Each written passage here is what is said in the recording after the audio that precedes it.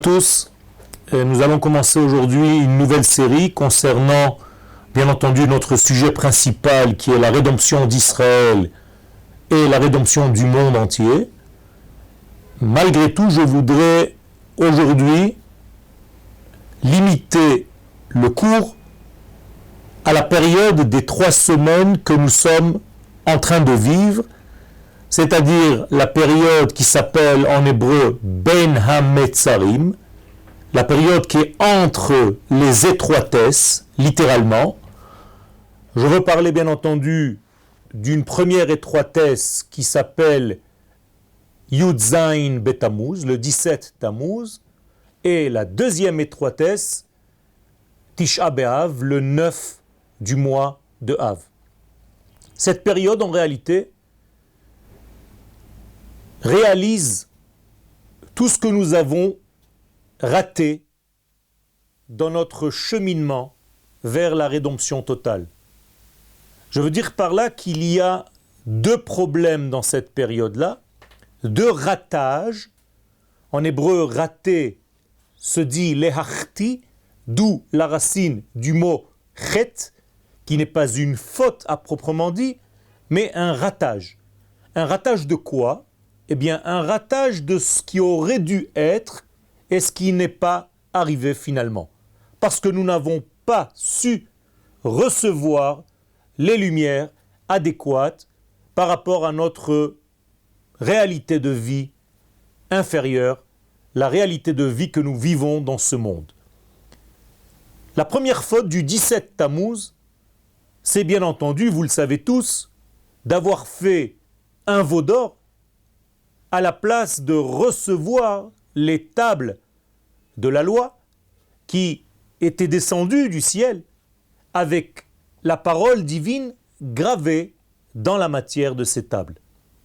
C'est extraordinaire car la parole divine qui a été entendue, qui a été vue au moment du don de la Torah a gagné un degré supplémentaire. C'est-à-dire que ce n'est plus des voix, ce n'est plus des visions, mais c'est quelque chose qui se grave à présent dans la matière. Autrement dit, c'est la parole divine qui s'habille réellement, qui intègre totalement les valeurs de la matière de notre monde. Ceci est extraordinaire, car c'est un grand jour, un jour de mariage entre l'infini et le fini. Mais nous n'avons pas su recevoir ce degré et à la place de cette droiture divine qui nous est descendue dessus, au-dessus de notre tête, à l'intérieur de notre vie, nous avons préféré faire un veau d'or. En hébreu, le veau se dit Hegel. Et la racine du mot Hegel, c'est Igoul, autrement dit le cercle. Je veux dire par là que, à la place de recevoir la droiture divine, nous avons préféré rester dans un monde circulaire, à tourner en rond, au lieu de recevoir la direction que l'Éternel a prévue pour ce monde. La deuxième étroitesse, c'est le 9 Av. Le 9 Av, il y a eu une faute qui ressemble à la première du 17 Tammuz, mais avec un nouvel aspect. Au lieu de rentrer, d'accepter le fait que nous devions rentrer en terre d'Israël, eh bien nous avons refusé l'entrée en terre d'Israël. Nous avons refusé en fait l'accès à la matière de cette terre, car la matière de cette terre est d'un tout autre niveau et nous n'avons pas su voir ce secret.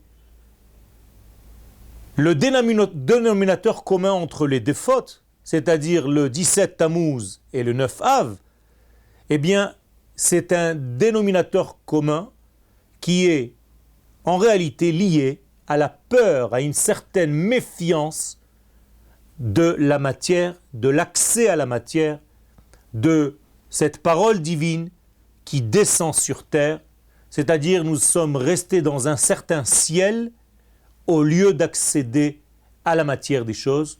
Nous avons perdu l'unité entre le ciel et la terre. Et en réalité, toute cette période a marqué l'histoire de notre peuple jusqu'à la fin des temps. Nous devons à présent savoir corriger ces fautes-là.